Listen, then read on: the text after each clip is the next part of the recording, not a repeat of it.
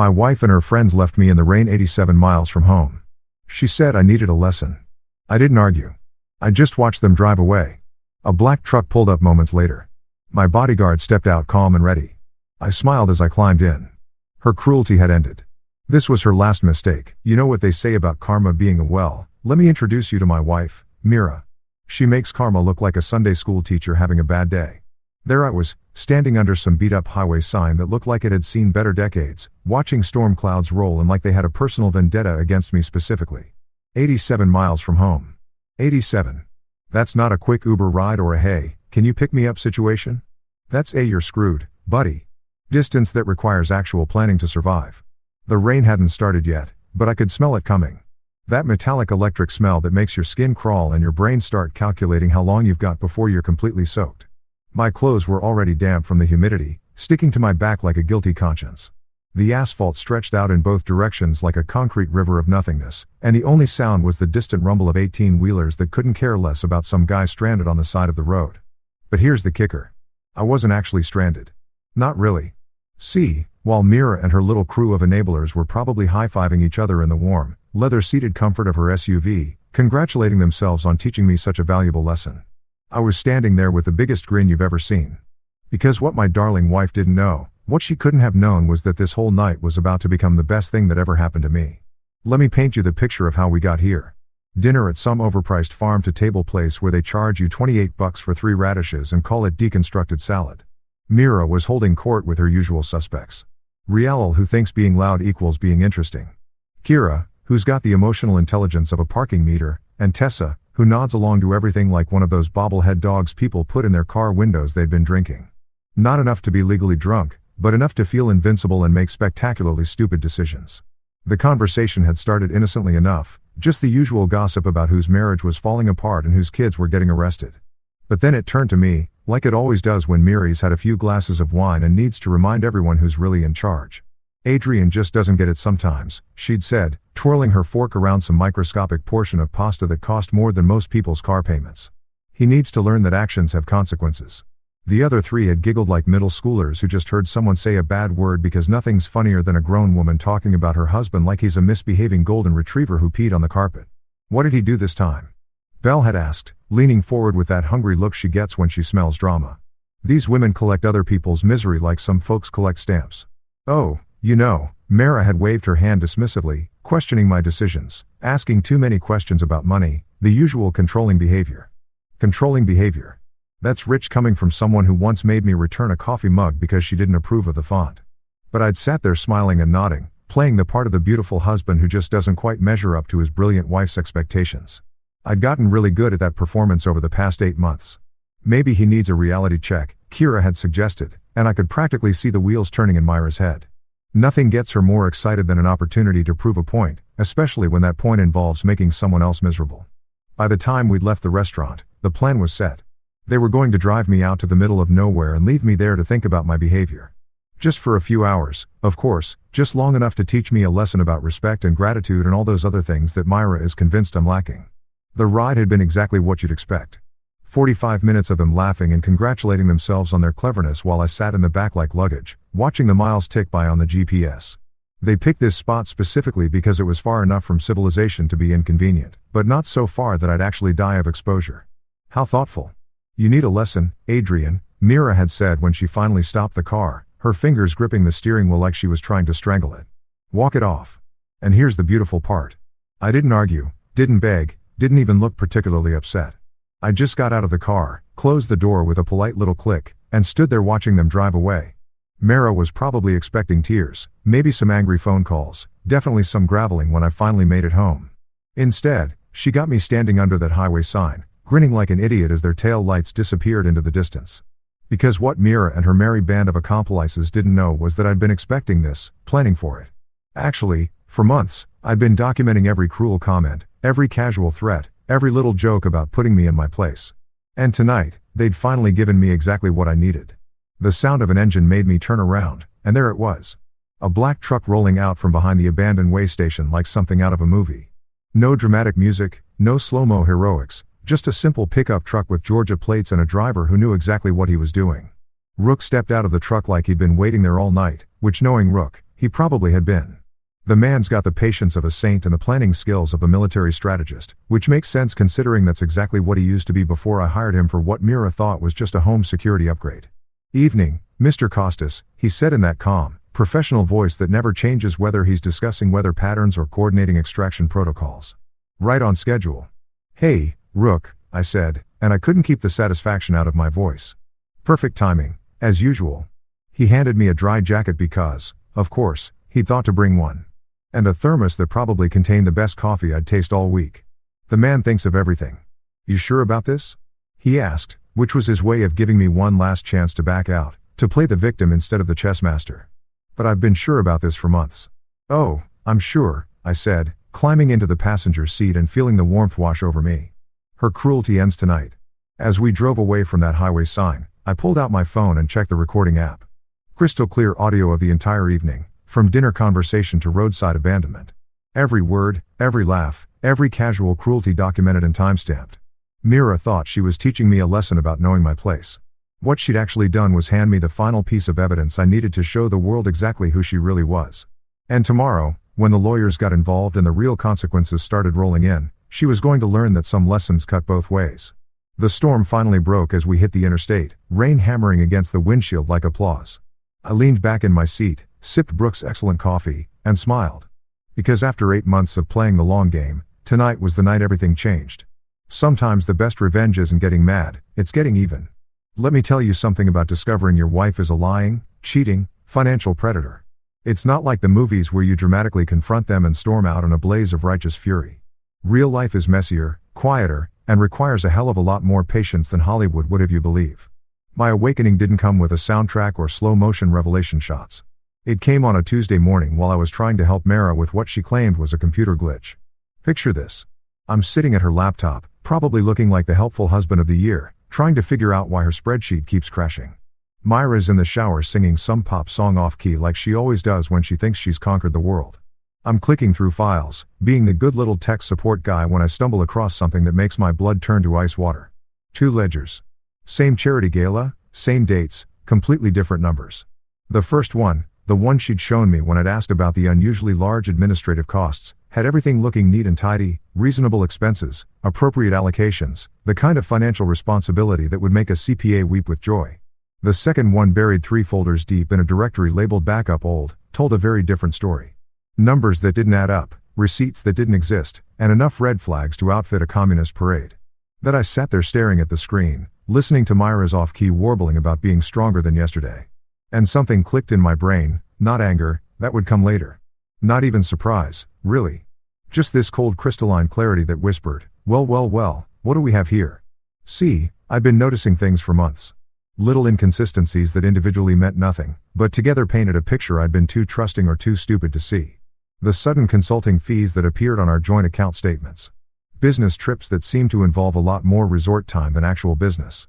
Myra's new habit of taking phone calls in the garage or stepping outside whenever certain names came up in conversation.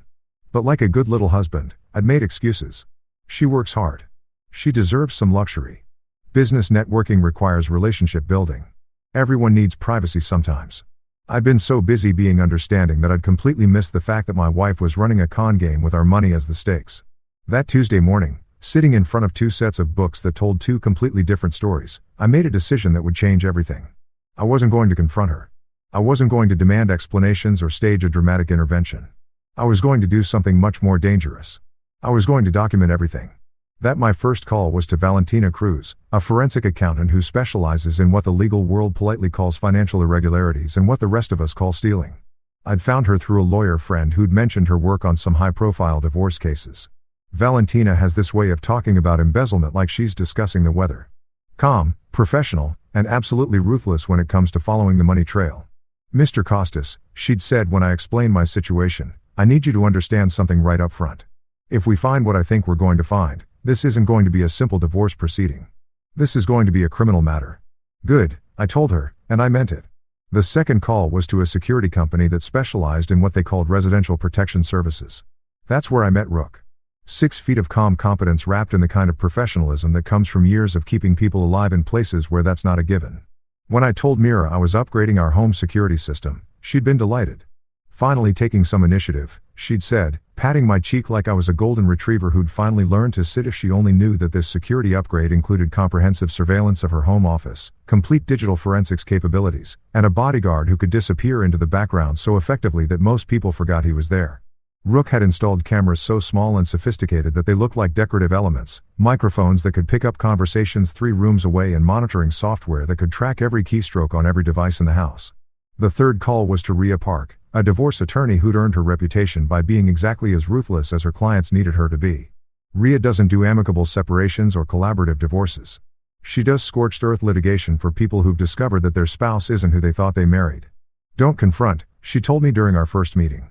Don't accuse. Don't change your behavior patterns. Just document everything and let me know when you've got enough evidence to bury her. And so began the most exhausting 8 months of my life. Not physically exhausting, emotionally exhausting. Do you know how hard it is to smile and nod when your wife brags to her friends about how she's training you to be more compliant?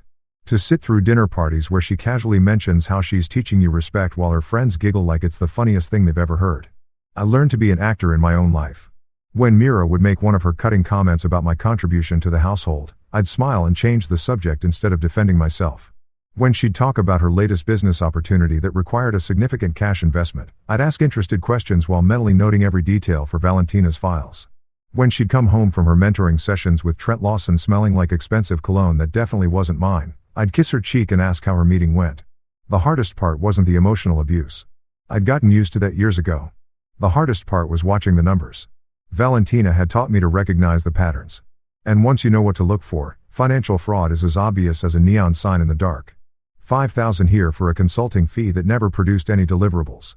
$10,000 there for a business retreat that looks suspiciously like a romantic getaway. $15,000 for equipment purchases that somehow never materialized in our home or office. But the real breakthrough came when Mira started getting sloppy. Success had made her confident and confidence had made her careless.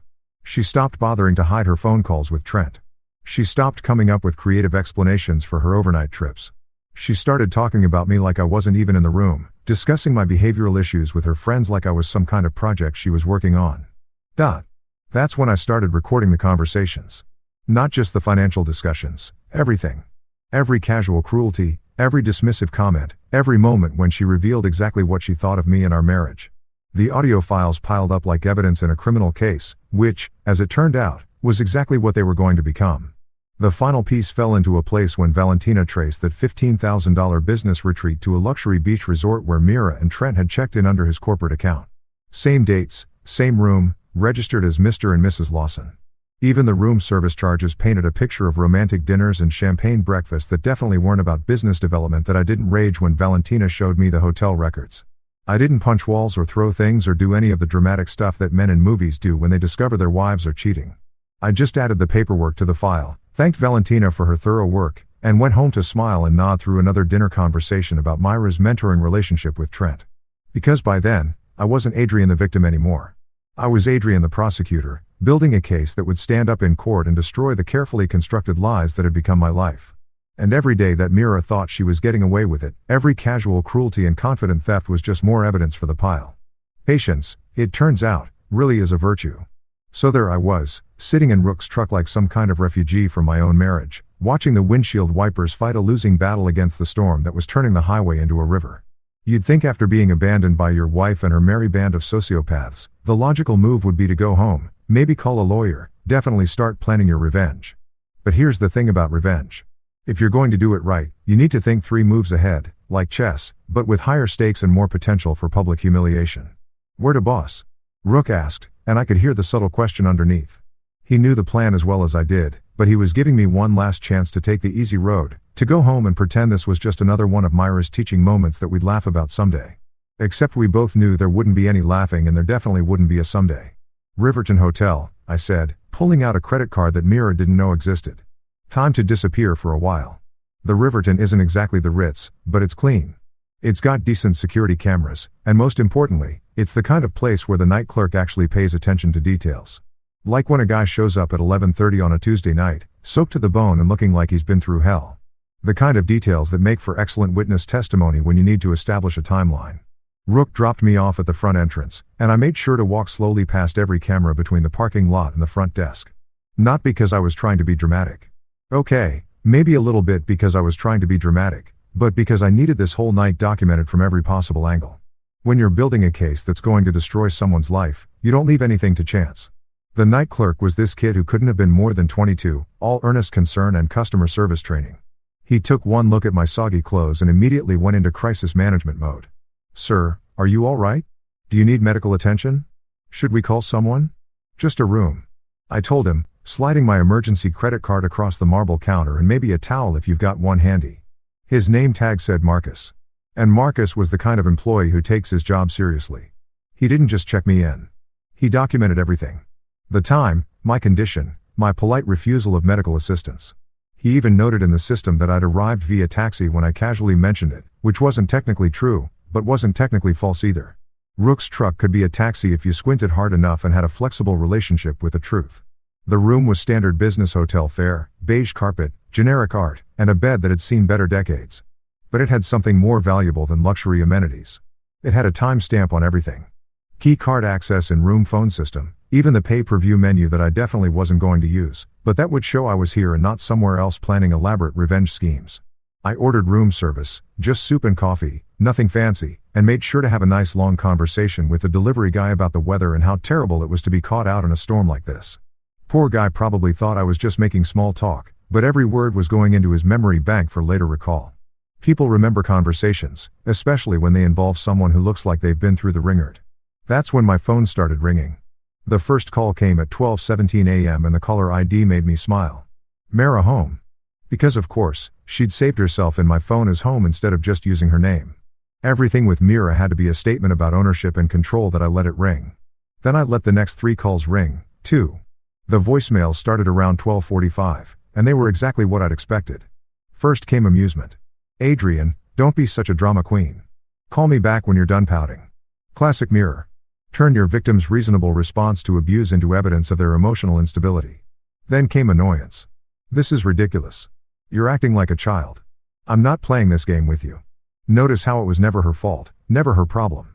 I was the one being unreasonable for not appreciating her creative approach to marriage counseling. By 1:30 a.m. she'd moved on to actual anger. "You're embarrassing yourself, Adrian, and you're embarrassing me. Whatever point you think you're making, you've made it. Now come home and we'll talk about this like adults." Like adults.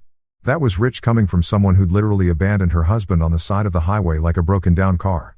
But here's where it got interesting. The cavalry started arriving around 2 a.m. first. Belle tried her hand at emotional manipulation. "Adrian, honey, Myra is really worried about you. We all are. This isn't like you. Please just call and let us know you're safe. We all are, right? Because nothing says genuine concern like a group text coordinating your guilt trip strategy." Kira went with threats. "Look, Adrian, I don't know what kind of stunt you think you're pulling, but this is getting out of hand. Myra is talking about calling the police and reporting you missing. Is that really what you want?" Yes. Threaten to involve law enforcement because that always works out well when you're the ones who committed the actual crime. But Tessa, sweet, simple Tessa, that's where things got really beautiful. See, Tessa had been drinking all night, which meant she'd completely forgotten that subtlety was supposed to be part of their strategy. Her voicemail was a masterpiece of incrimination. "Adrian, oh my God, we're so sorry. We didn't think you'd actually stay out there. It was just supposed to be funny, you know, like a prank. Mira said you needed to learn your place, but we didn't mean for it to go this far." I played that message 3 times, just savoring the pure, unfiltered admission of guilt. Then I saved it to the cloud because you can never be too careful with evidence that good. Around 3 a.m., they must have had a strategy meeting because the messages suddenly got coordinated. All 3 of them started sending variations of the same theme. This was all a misunderstanding. They were just trying to help our marriage. They never meant for me to actually walk home in the ring. Classic abuser playbook. Minimize, deny, shift, blame. But the crown jewel came at 3:47 a.m. in the form of a video message from Tessa's phone. The 4 of them, clearly drunk, toasting with champagne glasses in what looked like Myra's living room. To teaching Adrienne a lesson, Mira said, raising her glass with a smile that would have made a shark proud. "Some people need to learn things the hard way." I watched that video 5 times, taking careful notes of the timestamp, the location, the participants, and the exact wording of their little celebration. Then I forwarded it to my secure email account, uploaded it to 3 different cloud storage services, and sent a copy to Rook with instructions to add it to the legal file. By 4 a.m. my phone had finally stopped ringing, and I was sitting in that generic hotel room with a stack of evidence that would make any prosecutor weep with joy. Recordings of the abandonment, voicemails admitting guilt, video evidence of them celebrating my suffering, and a complete digital trail of their coordination efforts that I set my phone on the nightstand, pulled the covers up to my chin, and smiled at the ceiling. Tomorrow was going to be a very interesting day. But tonight, for the first time in 8 months, I slept like a baby. Sometimes the best traps are the ones people walk into all by themselves. You know that feeling when you're about to drop a bombshell so nuclear that it's going to leave a crater where someone's life used to be? That's exactly how I felt walking into the courthouse at 8:30 a.m. 3 hours of sleep and a thermos of hotel coffee powering me through what was about to become the most satisfying morning of my adult life. The rain had stopped, but the clouds were still hanging around like they wanted front row seats to the show. Rhea Park was waiting for me on the courthouse steps, looking like she'd been born in a power suit and raised on legal briefs. The woman doesn't just practice law, she weaponizes it. When I called her at 6 a.m. to set everything in motion, she'd sounded like Christmas had come early. Emergency filing went through 20 minutes ago, she said, handing me a coffee that was definitely better than what I'd been drinking. Judge Harper Lynn drew the case. She's got a reputation for not tolerating games, which works in our favor. We're in courtroom 3C at 1 p.m. What are we hitting them with? I asked, even though I already knew. We'd gone over this strategy so many times I could recite it in my sleep. Emergency injunction for spousal abandonment, coercive control, and financial misappropriation. Oh, and I added intentional infliction of emotional distress just for fun. Her smile was the kind that should come with a warning label. Your wife's going to need a very good lawyer. And even then, she's screwed. The beauty of emergency filings is that they move fast. Too fast for the other side to mount a proper defense, especially when they're probably still nursing hangovers from their victory celebration. By 9 a.m., Mira had been served with papers that turned her world upside down. By 10 a.m., she was probably screaming at some expensive lawyer who was trying to explain that you can't unabandon your spouse on a highway. That I spent the morning at Rhea's office going through our evidence one more time.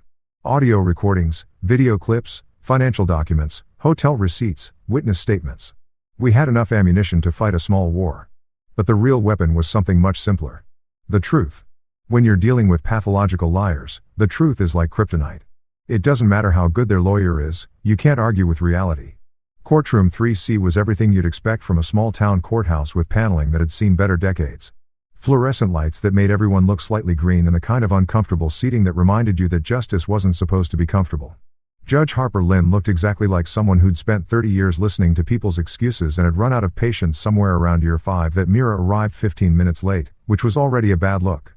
She'd managed to pull together her courtroom outfit, conservative dress, minimal makeup, the whole respectable businesswoman wrongly accused aesthetic, but she couldn't quite hide the fury in her eyes, or the way her hands shook slightly when she thought no one was looking.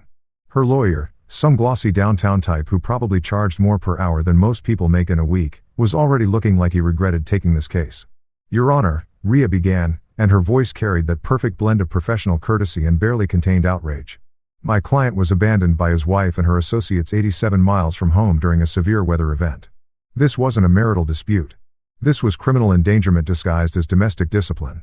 She hit play on the audio recording and suddenly the courtroom was filled with Myra's voice saying the words that were about to destroy her life. You need a lesson, Adrienne. Walk it off. Then came the sound of car doors slamming and engines starting and me standing alone in the rain while 4 women drove away laughing. The silence in that courtroom was so complete you could have heard a pin drop in the parking lot. Judge Lynn's expression didn't change, but something shifted in her eyes. Something cold and final. Myra's lawyer jumped up like his pants were on fire. Your Honor, this was clearly a misunderstanding between spouses. My client never intended. Counselor, Judge Lynn interrupted, and her tone could have frozen hell. I suggest you listen to the rest of the evidence before you finish that sentence. Rhea was just getting started. She pulled out the financial documents that Valentina had organized into a timeline so clear that even a first-year law student could follow the money trail. Offshore accounts that Mira thought I didn't know about. Corporate credit cards used for personal expenses, consulting fees that went to companies that existed only on paper. Your Honor, we have documented evidence of systematic financial abuse spanning 18 months, Rhea continued, spreading the papers across the table like a poker player revealing a royal flush. The defendant has been embezzling from both marital assets and her employer's charitable fund. That's when things got really interesting. Myra's lawyer started whispering frantically in her ear, probably trying to explain that this had just escalated from a domestic dispute to a federal crime. Myra's face went from angry to pale to something approaching panic. But we weren't done. Oh, we were nowhere near done. Furthermore, Your Honor, Rhea said, and I could hear the barely contained glee in her voice. We have video evidence of the defendant and her co-conspirators celebrating the commission of this crime. The courtroom's big screen lit up with Tessa's drunken video masterpiece. For women raising champagne glasses, Myra's voice crystal clear to teaching Adrienne a lesson. Some people need to learn things the hard way. Their laughter echoing through the speakers like the sound of their own doom. Judge Lynn watched the entire video without blinking. When it finished, she turned to Myra's lawyer with the kind of look that could melt steel. "Counselor, does your client have anything to say about this celebration of what she now claims was a misunderstanding?" Myra's lawyer looked like he wanted to crawl under the table and disappear. "Your Honor, my client was emotional and perhaps spoke unwisely, but your client," Judge Lynn said, cutting him off with surgical precision, "documented herself committing what appears to be multiple felonies. In my courtroom, we call that evidence." The questions that followed were simple and sharp, designed to give Myra enough rope to hang herself. Did she abandon her husband on a highway? Yes, but it was just supposed to teach him a lesson. Did she take money from joint accounts without his knowledge? Yes, but she had every right to manage their finances. Did she celebrate leaving him stranded in the rain? Well, yes, but they were just blowing off steam. Each answer was another nail in her coffin. Each excuse made the judge's expression a little colder. By the time Rhea finished presenting our case, Myra looked like someone who just realized she'd brought a knife to a nuclear war. When Judge Lynn finally spoke, her words fell like hammer blows. "I am immediately freezing all marital assets pending a full forensic investigation. I am granting the petitioner exclusive use of the marital home. I am issuing a no-contact order preventing the respondent from harassing, threatening, or approaching the petitioner, and I am referring this matter to the district attorney's office for criminal prosecution." The gavel came down like thunder, and just like that, Myra's carefully constructed world collapsed into rubble. She sat there staring at the table, probably trying to figure out how a simple lesson had turned into complete and total destruction that I didn't celebrate. I didn't gloat. I just gathered my papers, thanked Rhea for her excellent work, and walked out of that courtroom feeling like I could breathe for the first time in years. Sometimes justice isn't about getting even. Sometimes it's just about getting free. You know what's funny about living in a small town? News travels faster than a speeding bullet, and gossip moves at the speed of light. By the time I walked out of that courthouse, half the county probably knew that Myra Castaños had just gotten legally demolished in front of Judge Harper Lynn. By evening, it was everywhere. Local news, social media, even the grocery store checkout line where Mrs. Henderson from down the street was telling anyone who'd listen about that poor man who got left on the highway. The headline on Channel 7's website was pure gold. Local entrepreneur left 87 miles from home by wife and friends. Court orders emergency asset freeze. They'd managed to get a photo of me walking out of the courthouse looking appropriately shell-shocked, which was perfect for the narrative. Nothing sells a story like a good victim photo. And I have to admit, 3 hours of sleep and a morning of legal warfare had given me exactly the right look. And my phone started buzzing around 6 p.m. and it didn't stop for the next 4 hours. Neighbors who'd never spoken to me before suddenly wanted to check on my well-being. Old college friends crawled out of the woodwork to express their shock and support. Even my dentist called to see if I was okay, which was either touching or a brilliant marketing move. I couldn't quite tell which, but the real entertainment was happening in the digital underground where I wasn't supposed to have access. See, one of the many things Myra didn't know about Rook's security upgrade was that he'd managed to mirror the group chat she used with her 3 accomplices. Every message, every photo, every moment of panic was being automatically forwarded to a secure server that would make everything admissible in court. And let me tell you, watching that chat meltdown in real time was better than cable television. Started around 7 p.m. with Belle, who apparently had the emotional intelligence of a house plant. What the actual hell just happened? I thought this was supposed to be a simple domestic thing. Kira jumped in next because Kira always has to be the voice of reason. Even when reason left the building hours ago, we need to shut this down now. Delete everything. I mean everything. Photos, texts, all of it. But Tessa, bless her heart, was way ahead of them. Too late. My cousin works at the courthouse. Says they have video of us from last night. The champagne thing. We're so screwed. That's when Myra finally showed up in the chat. And you could practically feel the rage radiating through the screen. Everyone calm down. This is just Adrienne being dramatic. It'll blow over in a week. Belle wasn't buying it. Blow over. Myra, they froze your bank accounts. This isn't blowing over. This is blowing up. The conversation devolved from there into a masterpiece of panic, blame shifting, and spectacular stupidity. Kira wanted to hire a crisis management firm. Tessa thought they should all get lawyers. Belle suggested they claim it was performance art and Myra was still convinced she could somehow spin this as a misunderstanding between loving spouses. But the real bombshell came around 9:00 p.m. when my phone rang with a number I recognized, my younger cousin Quinn.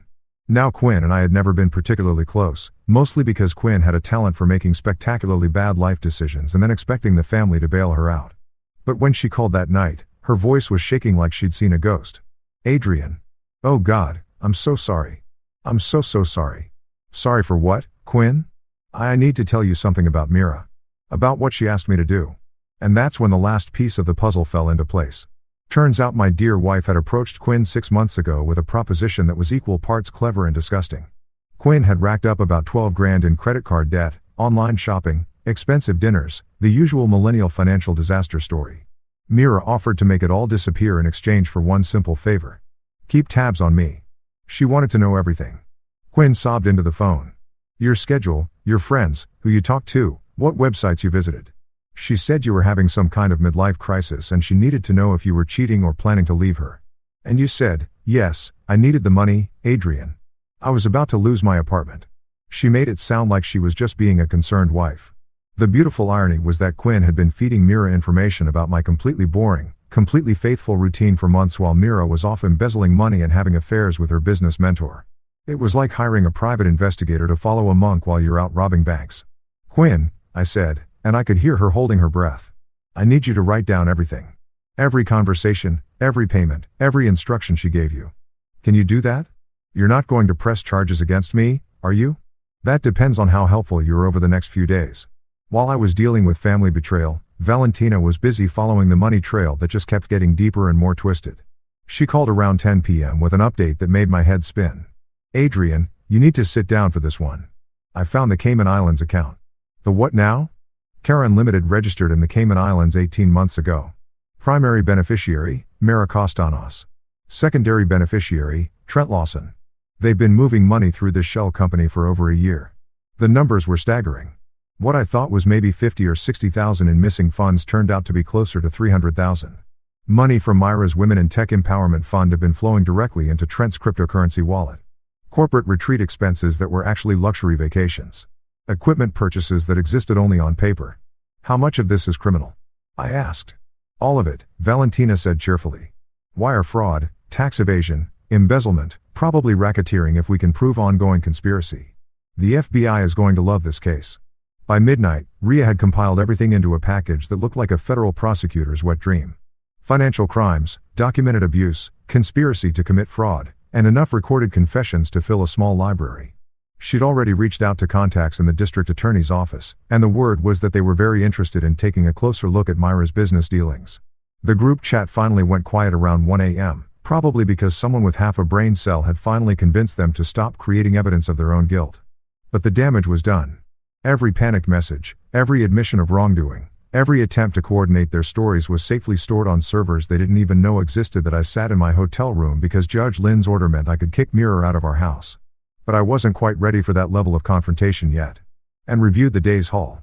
Audio recordings, video confessions, financial documents, witness statements, and now a digital trail of conspiracy that led directly to a federal crime. 8 months of quiet work had turned into an avalanche of evidence that was going to bury Mira and her friends so deep they'd need archaeological equipment to dig them out. Sometimes the best revenge is just giving people enough rope to hang themselves. And boy, have they ever made good use of that rope. Walking into my own house with a court order in one hand and Rook beside me felt like some kind of strange homecoming. Except instead of feeling relief or comfort, I felt like an investigator entering a crime scene, which as it turned out was exactly what I was doing. The place looked the same as when I'd left for dinner the night before, but everything felt different. The air itself seemed contaminated with lies and betrayal, like the walls had absorbed 18 months of deception and were now quietly confessing their secrets. Mira was long gone. Of course, Judge Lynn's order had been crystal clear. She had until 6 p.m. to collect essential personal items and get out. No furniture, no electronics, no access to the home office where she'd been running her little criminal enterprise. Rook had been watching the place since noon, making sure she didn't try to destroy evidence or accidentally walk off with anything that might incriminate her. She came and went around 3:00 p.m. he reported as we stood in the foyer that suddenly felt too big and too empty. 2 suitcases and a makeup bag. Spent about 20 minutes in the office, but the cameras caught everything. Want to see? Of course, I wanted to see. Watching Mira panic in real time had become my new favorite hobby. Right behind documenting her crimes and ahead of planning her complete social destruction. The security footage was beautiful in its simplicity. There was my soon-to-be ex-wife, frantically searching through filing cabinets and desk drawers like a burglar looking for the good silver. She tried to access her laptop, the one where I'd first discovered the duplicate ledgers, but Rook's security protocols had locked her out the moment the court order was filed. The look of pure rage on her face when she realized she couldn't get into her own computer was worth framing. She tried the safe, too, Rook added. And there was definitely amusement in his voice. Spent 10 minutes trying different combinations before she remembered that you changed the code last month. Yes, the safe. Myra's little fortress of secrets that she thought was impregnable. What she didn't know was that Rook had been watching her enter that code for weeks. And the new security system included some very sophisticated recording equipment positioned at exactly the right angle to catch keypad entries. The safe was hidden behind a reproduction Monet in Myra's office because of course it was hidden behind art because Myra always had to make everything into a production. Inside was exactly what we'd expected to find, plus a few surprises that made me question whether I'd ever really known my wife at all. First came the paperwork, authorization forms with my name printed in block letters, but not actually signed by me. A prenup addendum that I'd never seen before, let alone agreed to. That would have given me complete control over my business assets in case of divorce. Insurance policy changes that made her the sole beneficiary of accounts I didn't even know existed. It was like finding a blueprint for identity theft written in legal jargon. Then came the personal stuff, which was somehow worse than the financial crimes. A jewelry box containing a diamond bracelet I'd never seen before with a card that read to my brilliant partner in crime T. The handwriting was definitely masculine, definitely not mine, and definitely evidence of an affair that had been going on a lot longer than I'd suspected. But the real treasure trove was in the filing cabinet that Myra had been frantically searching through on the security footage. Valentina arrived around 7:00 p.m. with her color-coded binders and forensic accountant superpowers. And within an hour, she'd organized 18 months of financial fraud into a timeline that read like a masterclass in embezzlement. "Look at this," she said, spreading documents across what used to be Myra's desk and was now apparently evidence central. "Every single transfer to Karen Limited corresponds to a major event in your marriage. Fight about money. 10,000 gets moved offshore. You question a business expense. Another 15,000 disappears into crypto." The pattern was so clear it was almost insulting. Myra had been using our marital problems as cover for systematically looting our assets. Every time I brought up financial concerns or asked reasonable questions about spending, she'd escalate the emotional conflict to distract me while moving money out of accounts I could access and into ones I couldn't even see. "This one's particularly clever," Valentina continued, pointing to a series of transfers from last spring. She reported these as charitable donations on your joint tax return. But the money actually went to a shell company owned by Trent's business partner. They're not just stealing from you, they're using you as an unwitting accomplice in tax fraud. Rhea showed up around 8 p.m. looking like a prosecutor who'd just been handed the case of the century. She took one look at the evidence spread across the office and started making phone calls to contacts in the financial crimes unit. "This isn't just divorce court material anymore," she said after hanging up with someone who was apparently very excited about financial fraud cases. "The FBI has a task force specifically for this kind of cross-border embezzlement. They're going to want everything." That's when things got really interesting. While Rhea was coordinating with federal investigators and Valentina was organizing evidence into prosecution-ready packages, I decided to do some investigating of my own. See, I knew Myra better than anyone and I knew she had a weakness for keeping trophies of her victories that I found them in the bedroom in a shoebox hidden in the back of her closet like some kind of psychopath scrapbook. Screenshots of bank transfers, printed emails between her and Trent discussing their exit strategy, photos of expensive purchases made with embezzled money, and at the bottom of the box, a handwritten list titled Adrian's Training Progress with dates and notes about my behavioral modifications. Reading that list was like getting punched in the stomach with a dictionary of psychological abuse. March 15th. Successfully redirected his questions about Caribbean trip into argument about trust.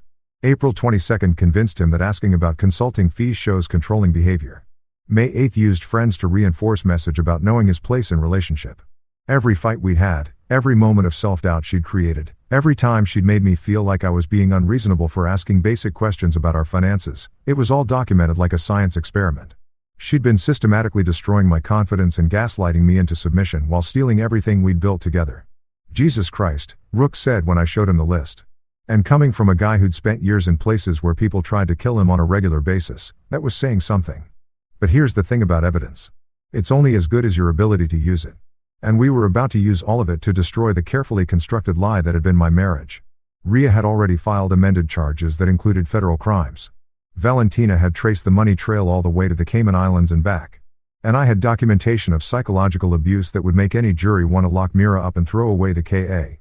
By 10 p.m. the house that had been my prison for 18 months had been transformed into command central for the most comprehensive takedown in recent legal history. Every room told a story of deception. Every document revealed another layer of fraud, and every piece of evidence pointed toward the same conclusion. Mira had never loved me, never respected me, never seen me as anything more than a convenient mark in an elaborate con game. But you know what? For the first time in years, I felt like I was exactly where I belonged. Not because the house was mine again, though that was nice, but because I was finally telling the truth instead of living someone else's lies. And tomorrow, the whole world was going to know exactly who Mira Kostanos really was. If you've never seen a sociopath realize their entire world is about to implode on live television, let me tell you, it's simultaneously horrifying and deeply satisfying. The hearing for temporary support and control of our business assets was supposed to be a routine legal proceeding. The kind of dry administrative stuff that makes court reporters fall asleep at their keyboards. Instead, it turned into the legal equivalent of a public execution broadcast on local access TV because Judge Lynn believed in transparency for high-profile cases. Mira showed up 45 minutes late, which was either a power play or evidence that she'd spent the morning throwing up from stress, probably both. She'd assembled what looked like half the legal talent in the state. 3 lawyers in suits that cost more than most people's cars. All of them looking like they'd rather be literally anywhere else on earth. Lead counsel was some hotshot from Atlanta named Harrison Keller, the kind of guy who charges $800 an hour to tell rich people their problems aren't their fault. That I, on the other hand, had Rhea Park, a banker's box full of evidence, and the quiet confidence that comes from holding all the cards in a rigged game. We'd spent the morning organizing our presentation like a murder trial, complete with visual aids and a timeline that even a drunk jury could follow. Every document had been authenticated, every recording had been verified, and every witness statement had been notarized by someone who wasn't currently under federal investigation. The courtroom was packed. Word had gotten out about the highway abandonment. And apparently, half the county wanted to see how this particular train wreck would unfold. I spotted at least 3 people with notepads who were definitely reporters, plus a sketch artist who kept looking between me and Mira like she was trying to capture the exact moment when someone's life falls apart. Judge Lynn opened the proceedings with the kind of calm professionalism that made it clear she'd already read every document in our filing and was not impressed with what she'd found. We're here to determine temporary asset allocation and business control, pending the resolution of both civil and criminal proceedings. Mr. Keller, your client has some significant explaining to do. Keller tried to go on the offensive right out of the gate, painting me as an unstable husband who was weaponizing the legal system to punish his wife for what amounted to a marital spat. Your Honor, my client made an error in judgment during an emotional moment. Leaving Mr. Kostanos at that location was inappropriate, yes, but it hardly justifies the nuclear response we've seen from opposing counsel. Nuclear response. Rhea stood up with the kind of smile that should come with a radiation warning. Your Honor, I'd like to present Exhibit A. She hit play on the courtroom sound system and suddenly everyone was listening to Myra's voice saying those beautiful, incriminating words, "You need a lesson, Adrian. Walk it off." Followed by the sound of car doors slamming and engines starting and me standing alone in the rain while 4 grown women drove away laughing. The silence that followed was so complete you could have performed surgery in it. Judge Lynn's expression didn't change, but something shifted in the atmosphere of the room like the moment before lightning strikes. Mr. Keller, she said quietly, that didn't sound like an error in judgment. That sounded like premeditated abandonment. Keller looked like he wanted to object, but what do you say to audio evidence of your client committing the exact crime she's accused of? Instead, he tried to minimize a momentary lapse in. We're just getting started, Rhea interrupted. And I swear I could see Myra's soul leave her body. Your Honor, I'd like the court to review our financial exhibits. That's when Valentina's months of forensic work turned into courtroom theater. Screen after screen of bank transfers, shell company registrations, offshore accounts, and wire trails that painted a picture so clear even a kindergartner could follow the money. Every stolen dollar had been traced. Every fake expense had been documented. Every lie had been turned into evidence. Your Honor, Rhea continued, and her voice carried the kind of prosecutorial authority that makes guilty people confess. The defendant has systematically embezzled approximately $300,000 from marital assets and an additional $400,000 from her employer's charitable fund over the past 18 months. That number hit the courtroom like a physical force. $700,000. Not grocery money or shopping sprees. Serious federal crime money. The kind of money that gets you featured on true crime podcasts. Keller was scrambling now, trying to interrupt with objections that Judge Lynn shot down faster than he could formulate them. But the real fireworks started when Judge Lynn asked the question that destroyed everything. Ms. Kostanos, can you explain why you withdrew $220,000 the week of your alleged business retreat? Myra's voice when she finally spoke sounded like someone had filled her throat with broken glass. Vendor payments, Your Honor. Legitimate business expenses. And these vendors were located at the Atlantis Resort in the Bahamas.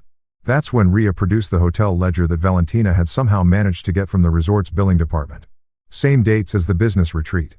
Same credit card as the vendor payments. Mr. and Mrs. Trent Lawson in the presidential suite running up champagne bills that cost more than most people's monthly rent. The courtroom was so quiet you could hear individual heartbeats. Myra's lawyers were having a whispered conference that looked like a suicide intervention. And Mira herself was staring at the table like she was trying to will herself into another dimension. But we weren't done. Oh, we were nowhere near done. Your Honor, Rhea said, and I could hear the barely contained excitement in her voice. I'd like to call a surprise witness. That's when the courtroom doors opened and Marisol Vega walked in looking like someone who'd been carrying the weight of the world and had finally decided to put it down. Marisol had been Trent's executive assistant for 3 years, which meant she'd had front row seats to the entire criminal enterprise. More importantly, she'd been recording conversations and copying documents for weeks, waiting for the right moment to come forward. I can't carry this anymore, she said. When Judge Lynn asked why she was there, her voice was shaking, but her words were crystal clear. They've been planning this for months. The embezzlement, the affair, even framing Mr. Castaños for tax fraud using forged documents. The evidence she presented was devastating. Recorded conversations where Mira and Trent discussed which accounts to hit next. Email chains about offshore banking procedures. And most damning of all, text messages where they laughed about how easy it was to manipulate me into signing documents I didn't understand. Mira went completely silent after that. Not the strategic silence of someone following legal advice, the absolute silence of someone whose entire reality had just collapsed. Her lawyers looked like they were mentally calculating how fast they could withdraw from the case. Judge Lynn didn't need to deliver it. I am immediately expanding the asset freeze to include all entities associated with the defendant and Mr. Lawson. I am granting the petitioner full control of all business operations. And I am referring this entire matter to federal prosecutors for criminal investigation. The gavel came down like the hammer of God. And just like that, Myra's carefully constructed empire became a federal crime scene. As I walked out of that courtroom, I could hear the reporters already calling their editors with the story of the century. Local businesswoman caught running elaborate fraud scheme, abandoned husband on highway to cover tracks. Sometimes justice isn't about getting even. Sometimes it's about watching the truth finally see daylight. You know what's beautiful about federal prosecutors? They don't mess around with half measures or plea bargains that let rich people buy their way out of consequences. When the U.S. Attorney's Office for the Northern District of Georgia got their hands on our evidence package, they moved like sharks who'd smelled blood in the water. By the time Mira and her accomplices figured out they were drowning, the feds had already circled back for seconds. The grand jury convened on a Tuesday morning in February, and by Thursday afternoon, they'd returned indictments that read like a greatest hits album of white-collar crime. Wire fraud, conspiracy to commit fraud, money laundering, tax evasion, and my personal favorite, using electronic communications to facilitate the commission of felonies. That last one covered everything from the group chat coordination to Tessa's drunken victory video. Turning their own stupidity into federal evidence. Mira and Trent got hit with the full menu of charges. Each one carrying enough prison time to ensure they'd be eligible for Social Security by the time they got out. But the real cherry on top was watching the legal system treat Belle, Kira, and Tessa exactly like what they were, accessories to a crime who'd helped document their own guilt. The three of them got charged with criminal conspiracy and obstruction of justice. After the FBI, I discovered they'd spent the night of the courthouse hearing frantically deleting text messages and social media posts. What they didn't know, because apparently none of them understood how the internet actually works, was that everything had already been backed up to cloud servers that required federal warrants to access. Their panic deletion spree just became more evidence of consciousness of guilt. The arraignments were a masterclass in watching privilege meet reality. Mira showed up in designer clothes and an attitude that suggested she still thought this was all some kind of misunderstanding that expensive lawyers could fix. Trent looked like someone who'd been living on nothing but anxiety and coffee for weeks. And the three accomplices, they looked like they'd finally figured out that actions have consequences, even when you're white, educated, and used to getting away with everything. But the real entertainment came during the plea negotiations, which I got to watch from the gallery like it was live theater. Trent folded faster than a lawn chair in a hurricane, taking a plea deal that included full cooperation with prosecutors in exchange for a reduced sentence, 5 years in federal prison, followed by 3 years of supervised release, and complete financial restitution. His cooperation included turning over passwords to encrypted accounts, recordings of conversations with Mira about money laundering, and a detailed timeline of their criminal partnership that read like a how-to guide for embezzlement. Mira, on the other hand, fought like someone who genuinely believed she could lawyer her way out of recorded confessions and bank records. Her legal team burned through 3 different defense strategies before settling on the classic blame the victim approach that works so well in domestic violence cases. According to her lawyers, I was a controlling husband who'd driven her to desperate measures. And the embezzlement was really just a woman trying to establish financial independence from an abusive marriage. The problem with that defense, we had 18 months of audio recordings that proved exactly the opposite. Every conversation where Mira threatened me, every casual cruelty, every moment where she treated me like a misbehaving pet, it was all admissible evidence that painted a very different picture of our marriage. The criminal trial started in September, almost a year after that night on the highway. Federal court is a different animal from state proceedings. More formal, more serious, and staffed with people who've seen every scam in the book and aren't impressed by much of anything. The jury was a mix of working-class folks who understood exactly what it meant to have someone steal your money, and they were not sympathetic to tales of privileged women who needed to embezzle hundreds of thousands of dollars to feel empowered. Demarisol's testimony was devastating. 3 days on the witness stand walking the jury through recorded conversations where Mira and Trent discussed their exit strategy and laughed about how easy it was to manipulate me into signing financial documents. She'd kept meticulous records, dates, times, amounts, even screenshots of text messages where they celebrated successful transfers to offshore accounts. But the moment that sealed Myra's fate was when the prosecutor played the audio recording from that night on the highway. Not just the abandonment, the entire evening, from dinner conversation to roadside cruelty. The jury got to hear Mira discussing her plans to teach me a lesson while she was actively stealing our money and cheating with her business partner. The verdict came back after 6 hours of deliberation. Guilty on all counts. Wire fraud, conspiracy, money laundering, and tax evasion. The judge called their crimes an elaborate scheme motivated by greed and executed with callous disregard for the victim's well-being. Sentencing was 3 weeks later and Judge Richardson delivered the kind of judicial smackdown that law students will probably study for decades. Mira got 4 years in federal prison followed by 3 years of supervised release, complete financial restitution, and a lifetime ban from working in financial services. The judge specifically noted that her pattern of manipulative behavior and complete lack of remorse made her a danger to any future victims. Trent got his 5 years as agreed, but the judge made it clear that his cooperation was the only thing standing between him and a much longer sentence. Mr. Lawson, you were an adult when you chose to prey on the trust of charitable organizations and exploit your professional relationships for personal gain. The only reason you're not facing a decade in prison is your willingness to help us understand the full scope of this criminal enterprise. The 3 accomplices got probation and community service, plus fines that would keep them financially uncomfortable for the foreseeable future. The judge was particularly harsh with Belle, noting that her active participation in the highway abandonment showed a level of cruelty that goes beyond mere conspiracy. But the real consequence, the one that probably hurt more than prison time, was the complete destruction of their social and professional lives. The story had gone national by then, picked up by true crime podcasts and social media accounts that specialized in wealthy people getting their comeuppance. Myra's Women in Tech Empowerment Fund became a punchline about how not to run a nonprofit. Trent's consulting business collapsed when clients realized their advisor was a convicted felon. Even their friends abandoned them. The social circle that had enabled and encouraged their behavior suddenly developed collective amnesia about ever knowing them. Country club memberships were quietly revoked. Professional associations issued strongly worded statements about ethical standards. The same people who'd laughed at their casual cruelty were now pretending they'd never met them. That I watched it all from a distance, feeling something that wasn't quite satisfaction, but wasn't sympathy either. More like the quiet relief that comes from finally putting down a weight you'd been carrying for so long you'd forgotten what it felt like to stand up straight. Justice isn't always about revenge.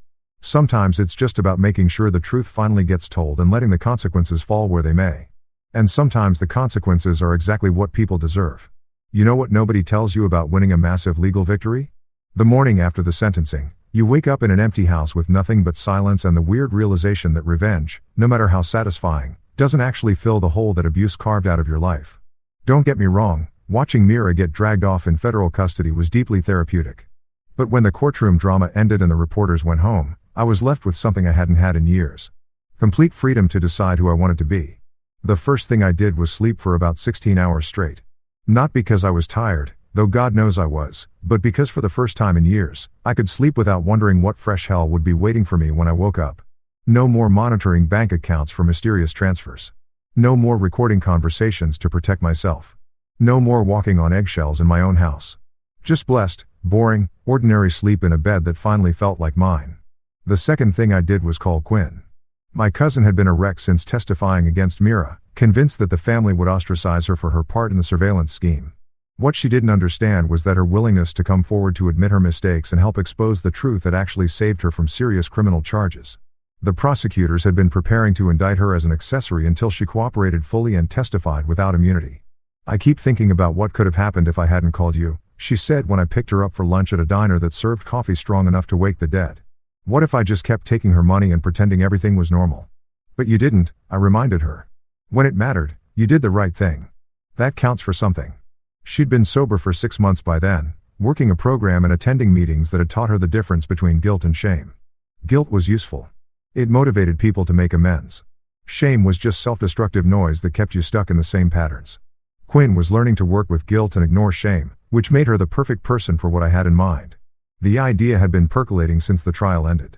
Sitting in that courtroom listening to testimony about financial abuse and psychological manipulation, I'd realized something that should have been obvious. I wasn't the only person who'd been through this kind of hell. The tactics Mira had used, the gaslighting, the financial control, the systematic destruction of self-confidence, weren't unique to our marriage. They were standard operating procedure for abusers who preferred psychological warfare to physical violence. That's how the Northline Initiative was born. Named after the highway where I'd been abandoned, because sometimes the worst moments in your life become the foundation for the best things you'll ever build. Ria helped me navigate the nonprofit incorporation process, which turned out to be almost as complicated as a federal fraud case, but significantly less likely to result in prison time. The mission statement took weeks to perfect.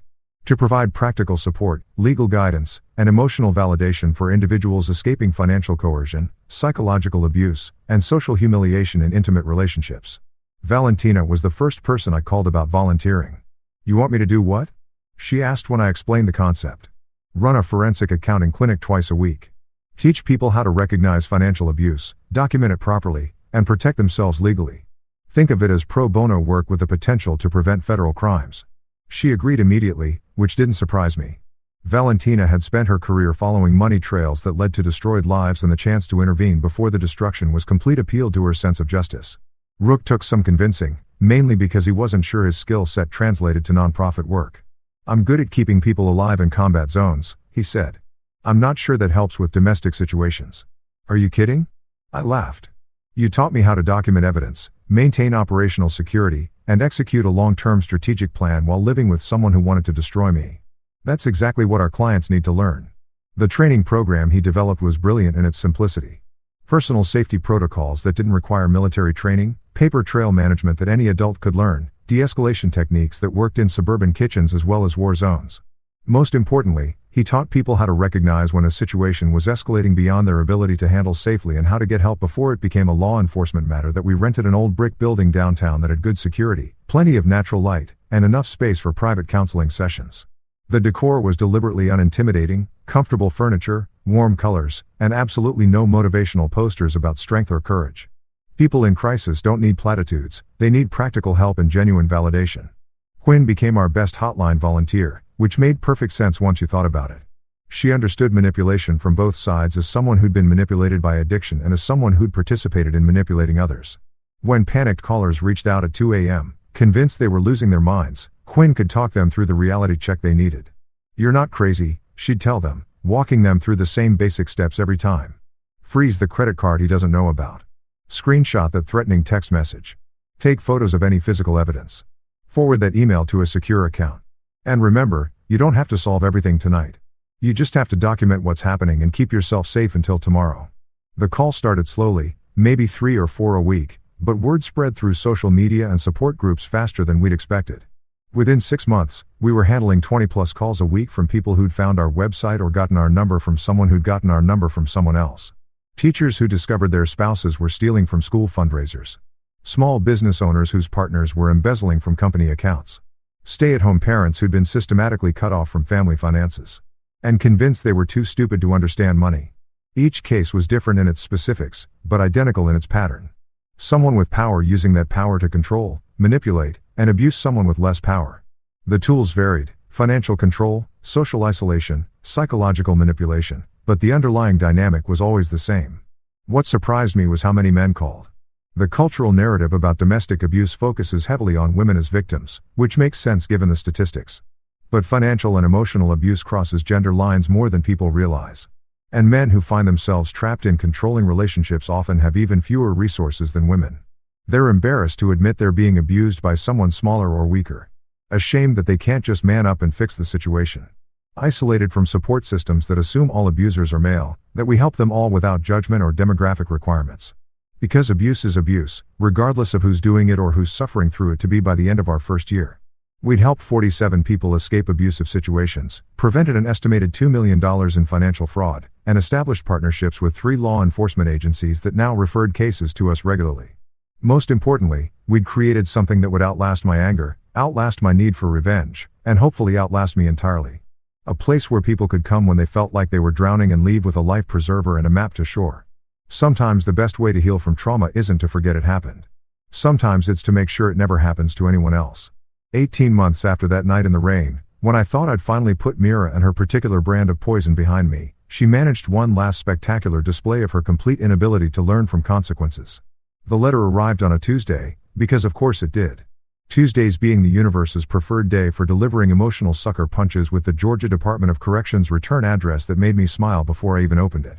The handwriting was still perfect, still the same careful script she'd used to forge my signatures on financial documents. Some things never change, even in federal prison. The content was pure mirror, a masterclass in projection, blame shifting, and the kind of delusional thinking that probably made her very popular with the prison psychologists. Adrian, it began because she'd never been one for traditional letter-writing courtesy. I hope you've had time to reflect on your role in what happened to our marriage. I know you always struggled with taking responsibility for your actions, but I hope this experience has taught you something about the consequences of vindictive behavior. I had to pause there to appreciate the sheer audacity. The woman who'd abandoned me on a highway, stolen $700,000, and celebrated both crimes on video was lecturing me about vindictive behavior. It was like getting a fire safety lesson from an arsonist. She went on for 3 pages. 3 full pages of prison commissary paper filled with complaints about how unfair her sentence was, how I'd manipulated the legal system, and how she hoped someday I'd understand that everything she'd done was really my fault for being such a difficult husband. The level of self-delusion required to write that letter from a federal penitentiary was almost impressive in its consistency, but the closing line was what made it worth framing. I hope you learned your lesson. I read that sentence 5 times. Each repetition more hilarious than the last. My lesson. As if the moral of this story was that I should have been more grateful for the privilege of being psychologically tortured and financially abused by someone who thought cruelty was a teaching tool. That I walked into the Northline Initiative office the next morning with the letter in my hand in a frame I'd picked up at the dollar store right there on the wall next to our mission statement to provide practical support, legal guidance, and emotional validation for individuals escaping financial coercion, psychological abuse, and social humiliation. I hung Myra's final masterpiece of narcissistic delusion. New office art? Quinn asked, reading over my shoulder. Educational material. I corrected a reminder of what we're fighting against. The lesson Mira thought she was teaching had nothing to do with the lesson I actually learned. She thought leaving me 87 miles from home would break me down, make me more compliant, prove that she held all the power in our relationship. What she actually taught me was that cruelty when documented properly becomes evidence. That abusers always overplay their hand eventually. That having a plan and the patience to execute it beats having temporary power and the arrogance to abuse it. That my real lesson wasn't obedience. It was clarity. For years, I'd made excuses for her behavior. Convinced myself that her cruelty came from stress or insecurity or some fundamental flaw in my character that justified her treatment. That night on the highway, standing in the rain while she drove away laughing, I finally understood that some people are just broken in ways that can't be fixed, forgiven, or explained away. The afternoon was clear and warm when I decided to take a drive past that old mile marker where everything had changed. The roadside grass had grown back, covering the spot where I'd stood with my phone, recording the sound of my marriage ending. The abandoned way station looked smaller than I remembered, less ominous now that it was just an empty building instead of a symbol of my powerlessness that I pulled over and got out. Standing in almost the exact spot where Rook had found me that night. No storm this time, no drama, just quiet afternoon sunlight and the distant sound of traffic that had somewhere important to be. I thought about the man who'd stood here 18 months ago, confused, hurt, still believing that love meant accepting whatever treatment someone decided you deserved. That man was gone, replaced by someone who understood that love without respect is just elaborate abuse. That kindness without boundaries is just enabling. And that sometimes the most loving thing you can do is refuse to participate in someone else's dysfunction. That I felt nothing standing there. No anger, no sadness, no lingering resentment. Just the kind of peace that comes from finally understanding that some chapters of your life end not with resolution, but with acceptance. Mira thought leaving me in this spot would teach me my place in the world. Instead, it taught me that I didn't have to have a place in her world at all. The drive back to town was quiet and easy, past familiar landmarks that felt like home again instead of crime scenes. The Northline Initiative was hosting a support group that evening. 8 people who'd found the courage to document their abuse and the strength to escape it. Each of them had their own version of a highway moment. Their own realization that they deserved better than the treatment they'd been accepting. Mira had been wrong about almost everything, but she'd gotten one thing right. I had learned my lesson, just not the one she thought she was teaching. That my lesson was simple. The man she tried to drown in that storm had learned to be the shelter. And that, it turned out, was the only lesson that mattered.